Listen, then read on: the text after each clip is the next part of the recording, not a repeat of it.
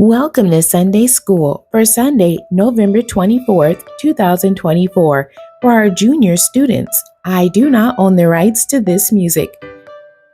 Today's Bible basis is coming out of Isaiah chapter 52, verses 1 through 2, and then verses 7 through 12.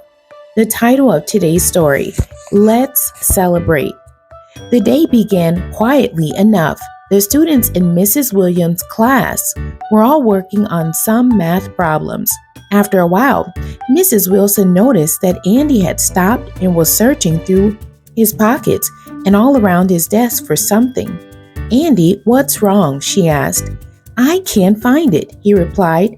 "I had it right in my pocket and now it's missing." "You had what?" Mrs. Wilson asked. By now, all the students had stopped their work and were watching Andy. "A $10 bill," he answered with irritation. "My mother told me to stop on my way home to buy some bread, and now the money is missing." "Look in your books," someone suggested. "I did. I looked everywhere," he replied in desperation. He began to cry because he knew that he would be in trouble. Just as things appeared to be at their worst, Angela said, "Look in your lunch bag on the floor." "It wouldn't be there," Andy blurted out, but as he opened the bag, he saw the money had fallen next to his sandwich. "Well, we're all glad that it was found. Let's celebrate a little," Mrs. Wilson told her class as she reached for some pieces of candy for everyone. Was it good for the class to celebrate a little over this discovery? They were all happy about it. Do you think Jesus would have celebrated with them? The people of Jerusalem had gone through some difficult times because they would not listen to the Lord and refused to obey Him. They were suffering. Their city was destroyed, and many were taken captive. That was a sad time, but now there was some very good news. The troublesome times had come to an end. See what the people were told to do to celebrate what happy change in their lives. Isaiah chapter 52, verses 1 through 2, and then verses 7 through 12. "Awake, awake, put on thy strength, O Zion. Put on thy beautiful garments, O Jerusalem, the holy city. For henceforth there shall no more come into thee the uncircumcised and the unclean. Shake thyself from the dust. Arise and sit down, O Jerusalem. Loose thyself from the bands of thy neck, O captive daughter of Zion." It was to be a time of celebrating. Notice all of the ways that they were to rejoice over this good news. "How beautiful upon the mountains are the feet of him that bringeth good tidings, that publisheth peace.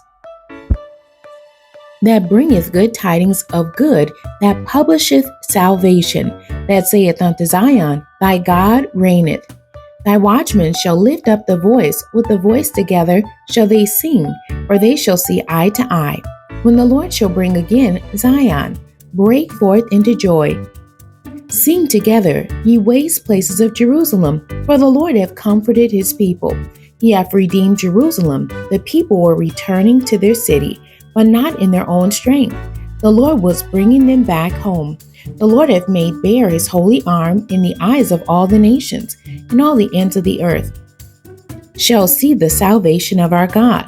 Depart ye, go ye out from thence. Touch no unclean thing. Go ye out of the midst of her. Be ye clean, that bear the vessels of the Lord. For ye shall not go out with haste, nor go by flight, for the Lord will go before you, and the God of Israel will be your reward. As the people returned, they did not have to rush or be fearful, because God had prepared everything for them. Does God still prepare the way for his children today? The questions for today's lesson. Number 1, who was told to lift up their voices and shout for joy? Is it A, all nations, B, the daughters of Zion, C, the watchmen? The memory verse for today's lesson is Isaiah 52, verse 7. How beautiful upon the mountains are the feet of him that bringeth good tidings, that publisheth peace, that bringeth good tidings of good, that publisheth salvation, that saith unto Zion, Thy God reigneth. Choosing what's best. In Ecclesiastes chapter 3, verse 4, we are told that there is a time to weep and a time to laugh, a time to mourn and a time to dance. Number 1, can you think of a time to do each one? And number 2, which of these would be a time for celebrating? Give your answer on a sheet of paper. Celebrations are good. Your challenge this week is to discover the many ways that God has been good to you. Then take time to celebrate His goodness to you and your family. The end. God bless you and thank you for joining me today.